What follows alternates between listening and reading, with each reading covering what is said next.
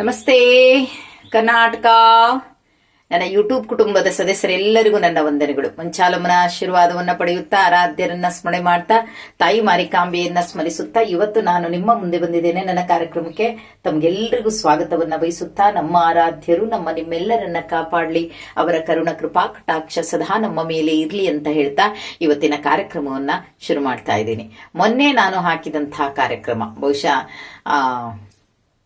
ನಾನು ಹೇಳಿದ್ದೆ ಏನು ಅಂದ್ರೆ, ನಮ್ಮ ಯಾವುದಾದರೂ ದೋಷ ಇದ್ರೆ ಅಥವಾ ನಮ್ಮ ಕರ್ಮ ಫಲಗಳು ಜಾಸ್ತಿ ಆಗಿದ್ರೆ, ಪಾಪ ಕರ್ಮಗಳು ಜಾಸ್ತಿ ಆಗಿದ್ರೆ, ಹೀಗೆಲ್ಲ ಆಗೋದ್ರಿಂದ ಯಾವುದೋ ಒಂದು ದೋಷ ಇರೋದ್ರಿಂದ, ಅದು ಸ್ತ್ರೀ ದೋಷನೋ ಮಾತಾಪಿತಗಳ ದೋಷನೋ ಏನೋ ಯಾವುದೋ ಒಂದು ದೋಷ ಇರೋ ಕಾರಣದಿಂದ ನಮಗೆ ಹೀಗಾಗತ್ತಾ, ಅದಕ್ಕೆ ಒಬ್ಬರು ಜ್ಯೋತಿಷ್ಯರನ್ನ ನೋಡಿ ಅಂತ ಸಹಿತ ನಾನು ಹೇಳಿದ್ದೆ.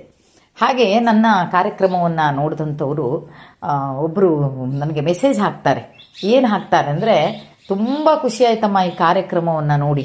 ಈ ಕಾರ್ಯಕ್ರಮದಲ್ಲಿ ಪ್ರತಿಯೊಂದು ನಮಗೆ ಈ ದೋಷಗಳ ಜೊತೆಗೆ ಇದನ್ನೆಲ್ಲ ನಿವಾರಣೆ ಮಾಡ್ಕೊಳ್ಳೋದು ಹೇಗೆ, ನೀವು ಅನುಷ್ಠಾನಗಳನ್ನು ಮಾಡ್ತೀರಿ, ಸರಿ, ಅನುಷ್ಠಾನಗಳು ಮಾಡೋದು, ಅನುಷ್ಠಾನಗಳಲ್ಲಿ ನಿಮಗೆ ಸಿಗುವಂಥ ಫಲ ಏನು ಅಂದರೆ ನಿಮ್ಮ ಪಾಪ ಕರ್ಮಗಳನ್ನು ಕಡಿಮೆ ಮಾಡ್ತಾರೆ. ಅದು ಅವರ ಅನಿಸಿಕೆ. ನಾವು ಪೂಜೆ ಮಾಡಿದ್ರೆ ಫಲ ಸಿಗುತ್ತೆ ಅಂತ ನಾವು ಅಂದ್ಕೋತೀವಿ. ಹಾಗೆ ಅವ್ರು ಹೇಳೋದೇನೆಂದರೆ, ನೀವು ಅನುಷ್ಠಾನಗಳನ್ನು ಮಾಡ್ತೀರಿ, ಆ ಅನುಷ್ಠಾನಗಳನ್ನು ಮಾಡ್ಕೋತಾ ಹೋದಾಗ ಪಾಪ ಕರ್ಮಗಳು ಏನಿದೆ ಅದನ್ನು ಕಳಿತಾ ಹೋಗ್ತಾರೆ. ಆದರೆ ಅದರಿಂದ ಪುಣ್ಯ ಅಂತೂ ಖಂಡಿತ ಸಿಗೋದಿಲ್ಲ. ಅನುಷ್ಠಾನ ಮಾಡೋದ್ರಿಂದ ನನಗೆ ಪುಣ್ಯ ಸಿಗುತ್ತಾ? ಇಲ್ಲ. ಪುಣ್ಯ ಸಿಗೋದು ಹೇಗೆ ಅಂದರೆ, ನೀನು ಪುಣ್ಯ ಕಾರ್ಯದಲ್ಲಿ ತೊಡ್ಕೋಬೇಕು. ಪುಣ್ಯ ಕಾರ್ಯದಲ್ಲಿ ತೊಡ್ಕೊಂಡ್ರೆ ಮಾತ್ರ ಪುಣ್ಯ ಸಿಗುತ್ತೆ. ಆ ಪುಣ್ಯಕ್ಕೆ ತಕ್ಕಂತೆ ದೇವರು ಬೇಗ ನಮಗೆ ವರವನ್ನು ಕೊಡ್ತಾರೆ. ಇನ್ನೊಂದು ವಿಷಯ ಸಹಿತ ಅವ್ರು ಹೇಳಿದರು, ಎಲ್ಲ ದೇವ್ರುಗಳಿಂದ ಬೇಗ ವರಗಳನ್ನು ಕೊಡುವಂಥವ್ರು ರಾಯರು. ಬೇಗ ಕೇಳಿಸ್ಕೋತಾರೆ, ಬೇಗ ವರಗಳನ್ನು ಕೊಡ್ತಾರೆ. ಹಾಗಾದರೆ ನಾವು ಪುಣ್ಯದ ಕೆಲಸವನ್ನು ಮಾಡಬೇಕು ಅಂದರೆ ಈಗಲೇ ಶುರು ಮಾಡಬೇಕು ನಾವು. ಅದು ಪುಣ್ಯದ ಕೆಲಸ. ನಾವೇನು ಮಾಡ್ತೇವೆ, 100 ಜನರಿಗೆ ಊಟಕ್ಕೆ ಹಾಕ್ತೇವೆ. ಊಟಕ್ಕೆ ಹಾಕಿ ನಾವು ಅನ್ನದಾನ ಮಾಡಿಬಿಟ್ಟಿವಿ, ನಾವು ಇದು ಪುಣ್ಯದ ಕೆಲಸ ಅಂತೇವೆ. ಬಂದವರು ಹೇಳ್ತಾರೆ, ಇಷ್ಟು ಜನರಿಗೆ ಅನ್ನದಾನ ಮಾಡಿಸಿದ್ದೀರಿ ನೀವು, ಇದು ಪುಣ್ಯದ ಕೆಲಸ ಅಲ್ಲ. ಇದು ಪುಣ್ಯದ ಕೆಲಸ ಅಲ್ಲ. ಯಾಕಂದರೆ ಹೊಟ್ಟೆ ತುಂಬದವರಿಗೆ ನಾವು ಹೊಟ್ಟೆಗೆ ಹಾಕ್ತಾ ಇದ್ದೀವಿ. ಅದು ಹೇಗೆ ಪುಣ್ಯದ ಕೆಲಸ ಆಗುತ್ತೆ? ಜೊತೆಗೆ ಇನ್ನೇನು ಮಾಡ್ತಾರಂದ್ರೆ, ಇದು ಉಪ್ಪು ಸರಿ ಇಲ್ಲ, ಇದು ಅನ್ನ ಸರಿ ಇಲ್ಲ, ಸಾಂಬಾರು ಸರಿ ಇಲ್ಲ, ಅಡುಗೆ ರುಚಿ ಇಲ್ಲ.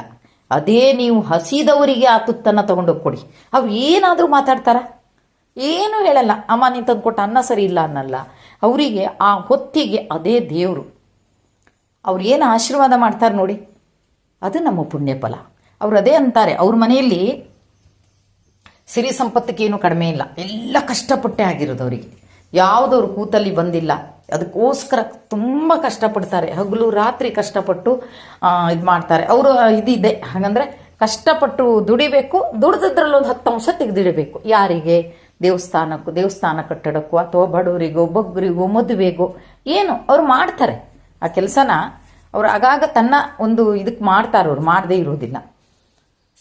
ಅದನ್ನು ಆ ರೀತಿ ಮಾಡಬೇಕು ಅಂದ್ರೆ ಯಾವುದಕ್ಕೂ ಕಡಿಮೆ ಇಲ್ಲ. ಹಾಗಂತೇಳಿ ಅವ್ರ ಮನೆಯಲ್ಲಿ ಒಂದು ಲಕ್ಷ್ಮೀ ಪೂಜೆ ನೋಡಿ, ವರಮಹಾಲಕ್ಷ್ಮಿ ಪೂಜೆ ನೋಡಿ, ಯಾಕಂದರೆ ನನಗೆ ಅವರು ವಿಡಿಯೋ ಎಲ್ಲ ಹಾಕ್ತಾರೆ, ಸರಳವಾಗಿ ಸಿಂಪಲ್ ಆಗಿರುತ್ತೆ. ನನಗೆ ಆಶ್ಚರ್ಯ ಆಗುತ್ತೆ ಒಮ್ಮೊಮ್ಮೆ. ನಾನು ಕೇಳಿದ್ದೀನಿ ಎಷ್ಟೋ ಸಲ, ಇಷ್ಟು ಸರಳವಾಗಿ ಮಾಡಿದಿರಲ್ಲ ಅಂದಾಗ ಅವ್ರು ಹೇಳಿದ್ದೊಂದೇ ಮಾತು, ದೇವರು ಇಷ್ಟೇ ಹೂವು ಹಾಕು, ಇಷ್ಟೇ ಮಾಡು ಅಂತ ಹೇಳಲ್ಲಮ್ಮ. ನಾವೇನಾದರೂ ಪುಣ್ಯ ಕಾರ್ಯ ಮಾಡದಿದ್ದರೆ, ಪುಣ್ಯದ ಕೆಲಸಗಳನ್ನು ಮಾಡ್ಕೋತಾ ಹೋದ್ರಿದ್ದು ಅದೇ ಶೃಂಗಾರ ನಾವು ದೇವರಿಗೆ ಕೊಡುವಂಥದ್ದು. ನಾವು ರಾಯರಿಗೆ ಏನು ಕೊಡಬೇಕು? ನಾವು ರಾಯರಿಗೆ ಇದನ್ನೇ ಕೊಡಬೇಕು. ಈ ರೀತಿಯಾಗಿ ಮೆಚ್ಚಿಸಬೇಕು ನಾವು ರಾಯರನ್ನು. ಅದನ್ನು ಬಿಟ್ಟು ನಾನು ನನ್ನ ಮನೆಯಲ್ಲಿ ಆಡಂಬರ ಮಾಡ್ತೀನಿ, 100 ಜನರಿಗೆ ಊಟಕ್ಕೆ ಹಾಕ್ತೀನಿ, ನಾನು ಹಂಗೆ ಮಾಡ್ತೀನಿ ಹಿಂಗೆ ಮಾಡ್ತೀನಿ, ಅದು ಯಾವುದು ಪುಣ್ಯದಲ್ಲಮ್ಮ. ಅನುಷ್ಠಾನಗಳನ್ನು ನೀವು ಮಾಡ್ತೀರಿ, ಒಳ್ಳೆಯದು. ಯಾಕಂದರೆ ಪ್ರತಿಯೊಬ್ಬರ ಮನೆಯಲ್ಲಿ ಅನುಷ್ಠಾನಗಳು ನಡೆಯುತ್ತೆ, ಅದು ತುಂಬ ಖುಷಿ. ಆದರೆ ಅನುಷ್ಠಾನಗಳು ನೆನಪಿರಲಿ, ನಿಮ್ಮ ಕರ್ಮಗಳನ್ನು ಕಳೆಯುತ್ತೆ, ಪಾಪ ಕರ್ಮಗಳನ್ನು ಕಳೆಯುತ್ತೆ. ಇನ್ನೊಂದು ವಿಷಯ ಹೇಳಕ್ಕೆ ಇಷ್ಟಪಡ್ತೀನಿ ನಾನೇನು ಅಂದರೆ, ಅನುಷ್ಠಾನಗಳನ್ನು ಪಾಪ ಕರ್ಮ ಕಳೆಯುತ್ತೆ, ಆದರೆ ಎಷ್ಟೋ ಜನರಿಗೆ ಅನುಷ್ಠಾನ ಮಾಡಿದವರಿಗೆ ಒಳ್ಳೆಯದಾಗಿದೆ, ಖಂಡಿತ ಒಳ್ಳೆಯದಾಗಿದೆ. ಮೊನ್ನೆ ನಮ್ಮ ಹೊನ್ನವ ಮಂತ್ರಾಲಯಕ್ಕೆ ನಮ್ಮ ರಾಯರ ಭಕ್ತರು ತುಂಬ ಒಂದು ಸ್ವಲ್ಪ ಸಮಸ್ಯೆ ಇತ್ತು. ಅವರು ಅಲ್ಲಿ ಹೋಗ್ತಾರೆ. ಎಷ್ಟು ವಾರ ಹೋಗ್ತಾರೆ ಅಂದರೆ 22 ವಾರ ಗುರುವಾರ ಅಲ್ಲಿ ಹೋಗ್ತಾರೆ. ಅವರು ಅಲ್ಲಿ ಹೋಗಿ ತನಗಾದಷ್ಟು ಸೇವೆಗಳನ್ನು ಮಾಡ್ತಾರೆ, ಎಲ್ಲ ರೀತಿ ಸೇವೆನ ಮಾಡ್ತಾರೆ. ದೇವರಿಗೊಂದೇ ಸೇವೆ ಅಲ್ಲ, ಅಲ್ಲಿ ಅಕ್ಕಿ ಕ್ಲೀನ್ ಮಾಡೋದು, ಅದು ಮಾಡೋದು ಎಲ್ಲ ಮಾಡ್ತಾರೆ ಪಾಪ. ಆದರೆ ಅವ್ರ ಜೊತೆಗೆ ಬಂದಿರುವಂಥ ಅಲ್ಲಿ ಹೋದ ತಕ್ಷಣ ಎಲ್ಲ ಮಾತಾಡ್ಸ್ಕೊತಿದ್ವಲ್ವ, ನೀವು ಎಲ್ಲಿಂದ ಬಂದ್ರಿ ಏನು, ಇಲ್ಲ ನಾನು ಬಂದು ಇಷ್ಟು ದಿವಸ ಆಯಿತು, ಇಷ್ಟು ವಾರ ಆಯಿತು, 2 ವಾರ. ಆದರೆ ಅವ್ರು ಇನ್ನೊಂದು ದಿವಸ ಹೇಳ್ತಾರೆ ಅವ್ರ ಹತ್ರ ಏನು ಅಂದರೆ, ನನಗೆ ಹೊನ್ನವ ಮಂತ್ರಾಲಯಕ್ಕೆ ಬಂದು 6 ವಾರಕ್ಕೆ ನನ್ನ ರಾಯರು ನನಗೇನು ನಡೆಸ್ಕೊಟ್ರು ಅಂತ. ನೋಡಿ, ಅಲ್ಲಿ ಇವ್ರು ಆಡಿದ ಮಾತು ಕರೆಕ್ಟ್ ಕೊಡುತ್ತೆ. ಯಾರಿಗೆ ಪುಣ್ಯದ ಫಲ ಜಾಸ್ತಿ ಇದೆ ಆ ಪುಣ್ಯದ ಫಲದ್ದು ಏನಾಗುತ್ತೆ, ಬೇಗ ಹೊರ ಸಿಗುತ್ತೆ. ನೀವು ಈ ಜನ್ಮದಲ್ಲಿ ಪುಣ್ಯ ಮಾಡಿಲ್ಲ ಅಂತ ಅಲ್ಲ. ನಾವೇನು ಪುಣ್ಯ ಮಾಡಿಲ್ವಾ ಮೇಡಮ್? ಹಂಗಾದ್ರೆ ನಾವೇನು ಪಾಪನೇ ಮಾಡಿದ್ವಾ? ಅಲ್ಲ. ನಮ್ಮ ಹಿಂದಿನ ಸುಕೃತಗಳನ್ನು ಎಣಿಕೆ ಹಾಕಿದಾಗ ನಮಗನ್ಸುತ್ತೆ ಇದು ನಮ್ಮದು ಈಗಿಂದಲ್ಲ, ನಾವು ಈಗ ಹಾಗೆ ಮಾಡಿಲ್ಲಪ್ಪ, ಯಾರಿಗೂ ಏನು ಅಂದಿಲ್ಲಪ್ಪ, ಯಾರದ್ದು ಮೋಸ ಮಾಡಿ ತಗೊಂಡಿಲ್ಲಪ್ಪ. ಆದರೆ ಹಿಂದಿನದು ಹಿಂದಿನಂದು ಇರಬಹುದು. ಈಗಲೂ ನೊಂದ್ಕೊಂಡಿದ್ದಾರೆ. ಮೊನ್ನೆ ಫೋನ್ ಮಾಡಿ ನನಗೆ 6 ವಾರಕ್ಕೆ ಆಯಿತು, ನನಗೆ ಯಾಕೆ ಇಷ್ಟು? ಒಮ್ಮೊಮ್ಮೆ ಅವರೇ ಅಂದ್ಕೋತಾರೆ, ಎಲ್ಲಿವರೆಗೆ ನಮ್ಮದು ಕರ್ಮ, ಎಲ್ಲಿವರೆಗೆ ಏನು ತಪ್ಪು ಮಾಡಿದ್ದೀವಿ ನಾವು ಅಂತಾರೆ. ಆದರೆ ಆ ತಪ್ಪು ಒಪ್ಪುಗಳು ನಮಗೆ ಖಂಡಿತವಾಗಿಯೂ ಗೊತ್ತಿರಲ್ಲ ಅಲ್ವಾ? ಅದಕ್ಕೆ ಹೇಳೋದು ನಾನು ಹೇಳೋದೇನು ಅಂದರೆ, ನೋಡ್ರಿ, ಈ ರೀತಿ ನನ್ನ ಕಾರ್ಯಕ್ರಮಕ್ಕೆ ಮೆಚ್ಚುಗೆ. ಇವತ್ತು ಬಾಗಲಕೋಟದಿಂದ ಪಾಪ ಒಬ್ರು ಕಾಲ್ ಮಾಡಿದ್ದಾರೆ. ಅವರು ಹಾಗೆ ಅಂತಾರೆ, ನೋಡಿ ಈ ಭಕ್ತರಲ್ಲಿ ಎಷ್ಟೆಷ್ಟು ವಿಶೇಷತೆಗಳಿದೆ ಅನ್ನೋದನ್ನು ನೋಡಿ. ಇಲ್ಲಿ ಇವ್ರು ಹೇಳ್ತಾರೆ ಅನುಷ್ಠಾನಗಳನ್ನು ಮಾಡುವುದರಿಂದ ಅಲ್ಲಮ್ಮ ಪುಣ್ಯ ಕಾರ್ಯ. ಕರೆಕ್ಟು. ಯಾಕಂದರೆ ಅವರು ಯಾವಾಗಲೂ ರಾಯರ ಮುಂದೆ ಕೂತ್ಕೊಂಡು ಭಜನೆನೋ ಸ್ತೋತ್ರನೋ ಮಂತ್ರನೋ ಹೇಳಲ್ಲ. 1 ನಿಮಿಷ ಅವರು ರಾಯರನ್ನು ತನ್ನ ಮುಂದೆ ತಗೊಬಂದು ಇವತ್ತಿನ ದಿನ ಒಳ್ಳೆ ದಿನ ಮಾಡಪ್ಪ, ಆದಷ್ಟು ನನ್ನ ಕೈಯಲ್ಲಿ ಮತ್ತೊಬ್ಬರಿಗೆ ಸಹಾಯವನ್ನು ಮಾಡಿಸಪ್ಪ ಅಂತ. ಮತ್ತೊಬ್ಬರಿಗೆ ಅಂದರೆ ಎಲ್ರಿಗೂ ಅಲ್ಲ, ಅದೇ ಅವರು ಅಂದುಕೊಂಡ ರೀತಿಯಲ್ಲಿ ಅದು. ಆದರೆ ಇವತ್ತೊಬ್ಬರು ಭಕ್ತರು ಕಾಲ್ ಮಾಡಿದ್ದಾರೆ. ನನಗೆ ಆಶ್ಚರ್ಯ ಅನಿಸ್ಬಿಡ್ತಾ ಭಕ್ತರ ಮಾತು ಕೇಳಿ. ಅವರು ಹೆಂಡತಿಗೆ 3 ಮಕ್ಕಳಾಗಿದ್ದಾರೆ, ಸಿಜರೇನು, ಆಮೇಲೆ ಅವರಿಗೇನು 2 ಆಪರೇಷನ್ ಆಗಿದೆ, ಎಲ್ಲ ಆಗಿದೆ. ಆದರೆ ಅವ್ರ ಬಾಯಲ್ಲಿ ಬರುವಂಥದ್ದು ಏನು ಗೊತ್ತಾ? ಏನಮ್ಮ ಇದನ್ನು ಬಗೆಹರಿಸ್ಕೊಳ್ಳೋಕೆ ಏನು ಮಾಡಬೇಕು ಅಂತ ಕೇಳಲಿಲ್ಲ ಅವ್ರು ನನ್ನ ಹತ್ರ. ಅವ್ರು ಹೇಳಿರೋದೇನೆಂದರೆ, ನನಗೆ ಕೊಟ್ಟಿರೋ ನೋವು, ನನಗೆ ಬಂದಿರೋ ಕಷ್ಟ ಪ್ರತಿ ಒಂದು ರಾಯರಿಗೆ ಗೊತ್ತು. ಅವ್ರು ಏನು ಬೇಕಾದರೂ ಮಾಡ್ಕೊಳ್ಳಿ, ನಾನು ಹಿಂಗೆ ಮಾಡಿ ಹಾಗೆ ಮಾಡಿ ನನ್ನ ಕಷ್ಟ ಪರಿಹರಿಸಿ ನನಗೆ ಹಂಗೆ ಮಾಡಿ ಏನು ಕೇಳಲ್ಲಮ್ಮ ನಾನು. ಯಾಕಂದರೆ ನಾನು ಏನು ಪರಿಹಾರವನ್ನು ಕೇಳ್ತೀನೋ ಆ ಕೇಳಿದಕ್ಕೆ ಪರಿಹಾರ ಕೊಡ್ತಾರೆ ಅಂದಮೇಲೆ ನನ್ನ ಕಷ್ಟ ಏನು ಅಂತ ನನ್ನ ರಾಯರಿಗೆ ಗೊತ್ತಿದೆಯಲ್ವಾ. ಇಡೀ ನನ್ನ ಇದು ರಾಯರದ್ದು, ಅವ್ರಿಗೆ ಏನು ಬೇಕಾದ್ರೂ ಮಾಡಲಿ, ನಾ ಅದ್ರ ಬಗ್ಗೆ ಚಿಂತೆ ಮಾಡಲ್ಲ ಅಂತ. ನನಗೆ ಆಶ್ಚರ್ಯ ಆಗ್ಬಿಡ್ತು. ಅಯ್ಯೋಯ್ಯೋ ದೇವ್ರೆ, ನಾವು ಮತ್ತೊಬ್ರಿಗೆ ಫೋನ್ ಮಾಡಿ ಇದಕ್ಕೇನು ಪರಿಹಾರ ಇದೆ, ಇದನ್ನು ಹೆಂಗೆ ಮಾಡ್ಕೊಳ್ಳೋದು, ಇಂಥ ಕಷ್ಟ ಇದೆ ಅಂತ ಕೇಳ್ತೀವಿ. ಆದರೆ ಈ ಭಕ್ತರು ಹೀಗೆ ಕೇಳ್ತಾ ಇದ್ದಾರೆ ನನ್ನ ಹತ್ರ. ನೀವೇನು ಮಾಡಲಮ್ಮ, ರಾಯರಿಗೆಲ್ಲ ಗೊತ್ತು ಬಿಡಿ, ಅವ್ರು ಏನು ಬೇಕಾದ್ರೆ ಮಾಡ್ಕೊಳ್ಳಿ, ಒಟ್ಟಾರೆ ಅವ್ರು ಸೇವೆ ಮಾಡ್ತೀನಿ ನಾನಷ್ಟೇ. ಏನು ಕೊಡಬೇಕು ಏನು ಬಿಡಬೇಕು ಅನ್ನೋದು ನನ್ನ ರಾಯರಿಗೆ ಗೊತ್ತು. ನನಗೇನು ಕಷ್ಟ ಇದೆ, ಯಾವ ಇದರಲ್ಲಿ ಸಿಕ್ಕಾಕ್ಕೊಂಡಿದ್ದೀನಿ, ಯಾವ ಸಾಲ ಸುಳಿಯಲ್ಲಿದೇನೋ ಅಥವಾ ಇನ್ನಿತರಲ್ಲೋ ಆರೋಗ್ಯ ಪ್ರತಿಯೊಂದು ರಾಯರಿಗೆ ಗೊತ್ತು. ರಾಯರಿಗೆ ಗೊತ್ತಿದ ಮೇಲೆ ಅವ್ರು ಏನಂತ ಮಾಡ್ತಾರೆ ಬಿಡಿ ಅಮ್ಮ ಅಂತ ನನಗೆ ಆಶ್ಚರ್ಯ ಆಗ್ಬಿಡ್ತು. ಫಸ್ಟ್ ಪಾಪ ನಂಗೆ ಕಾಲ್ ಮಾಡಿದ್ದವರು ಎಂತೆಂಥ ಭಕ್ತರು ಇರ್ತಪ್ಪ ಅಂತ ಅನಿಸ್ಬಿಡ್ತು ನನಗೆ ಅಲ್ವಾ.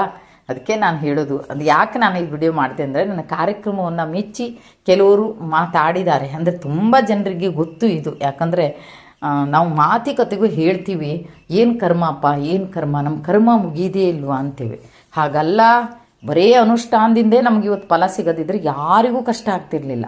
ನಾವು ಬರೀ ನಾಮಸ್ಮರಣೆ ಒಂದು ಮಾಡಿಯೇ ನಮ್ಮ ಫಲ ಸಿಗೋದಿದ್ರೆ ಯಾರಿಗೂ ಇವತ್ತು ಕಷ್ಟದಲ್ಲಿ ಇರ್ತಿರ್ಲಿಲ್ಲ. ಆದರೆ ಆ ಮಾಡಿದ್ದು ಒಳ್ಳೆಯದೇ. ಯಾಕಂದರೆ ಏನೋ ಒಂದು ಕಡೆಯಲ್ಲಿ ನಮ್ಮ ಕೈ ಹಿಡಿಯುತ್ತೆ, ಏನೋ ಒಂದು ಕಡೆಯಲ್ಲಿ ರಾಯರು ನಮ್ಮನ್ನು ಕೈ ಹಿಡಿತಾರೆ, ಆ ನಂಬಿಕೆ ಅಂತಿತ್ತು. ಆದರೆ ನಮ್ದು ಎಷ್ಟು ಪಾಪಕರ್ಮ ಇದೆ ಅನ್ನೋದು ನಮ್ಗೆ ಗೊತ್ತಿಲ್ಲ. ನಾವು ದಿನ ಕಣ್ಣೀರು ಹಾಕ್ತಾ ಇದ್ದೀವಿ ಅಂದರೆ, ಒಬ್ರು ಹೇಳ್ತಾರೆ ಕಣ್ಣೀರು ಹಾಕ್ತಾ ಇದ್ದೀವಿ ಅಂದರೆ ನಮ್ಮ ಕರ್ಮನ ಕಳೀತಾ ಇದ್ದಾರೆ ರಾಯರು ಅಂತ. ಇರ್ಬೋದು ಅದು, ಯಾಕಂದ್ರೆ ನಾವು ವೇದಾಂತಿಗಳಲ್ವಲ್ಲ, ಮತ್ತೊಬ್ಬರು ಮಾತು ಕೇಳಬೇಕಲ್ವ ನಾವು. ಇರ್ಬೋದು, ಹಾಗೂ ಇರ್ಬೋದು. ಕಣ್ಣೀರನ್ನು ಹಾಕಿ ಹಾಕಿ ಹಾಕಿ ಏನು ಆ ಪಾಪ ಇದೆ ಅದನ್ನು ಕಳ್ಕೊತಾ ಇರಬಹುದು. ನಾವು ಅನುಷ್ಠಾನಗಳನ್ನು ಮಾಡಿದಾಗ ಒಂದು ಅನುಷ್ಠಾನದಲ್ಲಿ ಫಲ ಸಿಕ್ಕಿಲ್ಲ ಅಂದರೆ ಬಹುಶಃ ಆ ಫಲ ಕರ್ಮಗಳನ್ನು ಕಳೆಯೋಕ್ಕೆ ಒಪ್ಪಿಸ್ಕೊಂಡಿರ್ಬೋದು ಅಲ್ವಾ. ಅದಕ್ಕೆ ನಾನು ಹೇಳಿದಂಥ ಕಾರ್ಯಕ್ರಮ, ಅದರಲ್ಲಿ ಕೆಲವರು ಪಾಪ ಕಮೆಂಟ್ ಹಾಕಿದ್ದಾರೆ, ಜ್ಯೋತಿಷ್ಯರು ಬೇಡ, ಏನು ಬೇಡ, ರಾಯರೊಬ್ರು ಇದ್ರು ಸಾಕು ಅಂತ. ಕರೆಕ್ಟು, ನಾವು ಹೇಳಿದ್ದು ರಾಯರೊಬ್ರು ಇದ್ರು ಸಾಕು ಅಂತ. ಇನ್ನೊಬ್ರು ಹೇಳ್ತಾರೆ ಒಳ್ಳೆ ಜ್ಯೋತಿಷ್ಯರು ಸಿಕ್ಕೋದಿಲ್ಲ, ಅದು ಸುಳ್ಳು. ಯಾಕಂದರೆ ಸಿಗ್ತಾರೆ, ಒಳ್ಳೆ ಜ್ಯೋತಿಷ್ಯರು ಇದ್ದಾರೆ. ಎಷ್ಟು ಕೆಟ್ಟದ್ದಿರುತ್ತೋ ಅಷ್ಟು ಒಳ್ಳೇದಿರುತ್ತೆ. ಇನ್ನು ಕೆಲವರು ಜ್ಯೋತಿಷ್ಯರು ದುಡ್ಡಿಗೋಸ್ಕರ ಮಾಡೋರು ಇರ್ತಾರೆ, ಅದೇನು ಮಾಡೋಕ್ಕಾಗಲ್ಲ, ಅದು ಅವ್ರವ್ರದ್ದು, ನಾವು ದೂಷಣೆ ಮಾಡುವಂಥದ್ದಲ್ಲ. ಇನ್ನು ಕೆಲವರು ಪರ್ಫೆಕ್ಟಾಗಿ ಹೇಳಿ ಎಷ್ಟು ನೀವು ಕೊಡ್ತೀರಿ ಅಷ್ಟು ತಗೋತೀನಿ ಅಂತ ಹೇಳುವವರು ಇದ್ದಾರೆ ಅಲ್ವಾ. ಹಾಗಾಗಿ ಜ್ಯೋತಿಷ್ಯರು ಸಿಗ್ತಾರೆ. ಮತ್ತಿನ್ನೊಬ್ರು ಕಾಲ್ ಮಾಡಿದ್ದಾರೆ ನನಗೆ, ಏನಂದರೆ ಮೆಸೇಜ್ ಹಾಕಿದ್ದಾರೆ, ಅಮ್ಮ ನಿಮ್ಗೆ ಆ ಜ್ಯೋತಿಷ್ಯರು ಫೋನ್ ನಂಬರ್ ಇದ್ರೆ ಕೊಡಿ ಅಂತ. ಖಂಡಿತ ಅವರು ಫೋನಲ್ಲಿ ಮಾತಾಡೋದಿಲ್ಲ. ಅವ್ರು ಏನಾದರೂ ಕೇಳೋದಿದ್ದರೆ ಅಲ್ಲಿಗೆ ಹೋಗಿ ಇಲ್ಲಿಗೆ ಬಂದು ಅವ್ರನ್ನ ವಿಚಾರಿಸಬೇಕು. ಅವ್ರು ಅದಕ್ಕೆ ಏನಂತ ಸಜೆಷನ್ ಕೊಡ್ತಾರೆ. ಹೀಗೆ ಫೋನಲ್ಲಿ ಅವ್ರು ವಿಚಾರಿಸೋದಿಲ್ಲ. ದಯವಿಟ್ಟು ಬೇಜಾರು ಮಾಡ್ಕೋಬೇಡಿ, ಯಾರು ಕೊಡಲಿಲ್ಲ ಅಥವಾ ಫೋನ್ ನಂಬರ್ ಕೊಡಲಿಲ್ಲ ಅಂತ ಅಂದ್ಕೋಬೇಡಿ. ಈ ಎಲ್ಲ ವಿಷಯಕ್ಕೆ ನಾನಿವತ್ತು ಬಂದೆ. ನಾನಂತೂ ನಿಜವಾಗಿ ನಂಬಿದ್ದೀನಿ. ಯಾವುದನ್ನು ನಂಬಿದ್ದೀನಿ ಅಂದರೆ ಹಿಂದಿನ ಜನ್ಮದ ಪಾಪದ ಫಲ, ಅಥವಾ ಈ ಜನ್ಮದಲ್ಲಿ ಮಾಡಿದ್ದೀವಿ. ಮಾಡಲೇ ಇಲ್ಲ ಅಂತೇಳಕ್ಕೆ ಮನುಷ್ಯರು ನಾವು ಉಪ್ಪು ಖಾರ ಹುಳಿ ತಿಂದಿರ್ತೇವೆ, ಎಲ್ಲಿ ಮಾಡದೇ ಇರೋಕ್ಕೆ ಸಾಧ್ಯ? ಸುಳ್ಳದು. ನನಗೇನು ಮಾಡಿಲ್ಲ, ನಾನು ಯಾರಿಗೂ ನೋವು ಮಾಡಲಿಲ್ಲ. ಮಾಡಿರ್ತೇವೆ ನಾವು, ಮಾಡಿರ್ತೇವೆ. ಅದು ಸಾಧ್ಯನೇ ಇಲ್ಲ, ಮಾಡಲೇ ಇಲ್ಲ ಅಂತ ಹೇಳೋಕ್ಕೆ. ಮನುಷ್ಯನನ್ನು ಲೆಕ್ಕ ಹಾಕೋಕ್ಕೆ, ಮನುಷ್ಯನ ಪಾಪಗಳನ್ನು ಲೆಕ್ಕ ಹಾಕೋಕ್ಕೆ ನಮ್ಮನ್ನು ಇಲ್ಲಿ ಕಳಿಸಿರೋದು. ಹಿಂದಿನ ಜನ್ಮದ ಪಾಪಗಳನ್ನು ಕಳೆಯೋಕೆ ನಮ್ಮನ್ನು ಕಳಿಸಿರೋದು. ಅದ್ರಲ್ಲಿ ಕಷ್ಟ ನೋಡಬೇಕು, ನೋವು ನೋಡಬೇಕು, ಪ್ರತಿಯೊಂದನ್ನು ನೋಡಬೇಕು. ಪುಣ್ಯ ಫಲ ಇದೆ, ಸುಖನೂ ಅನುಭವಿಸ್ತೇವೆ ನಾವು. ಅದು ಇಲ್ಲ ಅಂತ ಹೇಳೋಕ್ಕಾಗಲ್ಲ. ತಪ್ಪು ಮಾಡೋದೇ ಇಲ್ಲ ಅಂತ ಹೇಳೋಕ್ಕಾಗಲ್ಲ. ತಪ್ಪುಗಳಾಗಿರುತ್ತೆ, ಆದರೆ ಆ ತಪ್ಪುಗಳಾಗಿರೋದು ನಮಗೆ ಗೊತ್ತಿರೋದಿಲ್ಲ. ಗೊತ್ತಿಲ್ಲದೆ ಇರೋದಕ್ಕೆ ಬಹುಶಃ ಯಾರನ್ನೋ ನೋಯಿಸಿ, ಯಾರನ್ನೋ ಇದು ಮಾಡ್ಕೊಂಡು ಗೊತ್ತಿಲ್ಲ, ಅದು ಏನೇನಲ್ಲ, ಯಾವ್ಯಾವ ಕಾರಣ ಅಂತ ಗೊತ್ತಿಲ್ಲ. ಅಂತೂ ತಪ್ಪುಗಳನ್ನು ಪ್ರತಿಯೊಬ್ಬರು ನಾವು ಖಂಡಿತ ಮಾಡ್ತೀವಿ. ಮಾಡದೇ ಇರೋಕ್ಕಂತೂ ಸಾಧ್ಯ ಇಲ್ಲ. ರಾಯರ ಭಕ್ತರು ಇವತ್ತು ನಾವು ರಾಯರ ಭಕ್ತರಾದರೂ ಸಹಿತ ಇವತ್ತು ಯಾವ ತಪ್ಪು ಮಾಡ್ತೀವಿ, ಯಾವ ತಪ್ಪು ಮಾಡಲ್ಲ ಅಂತ ಹೇಳೋಕ್ಕಾಗಲ್ಲ.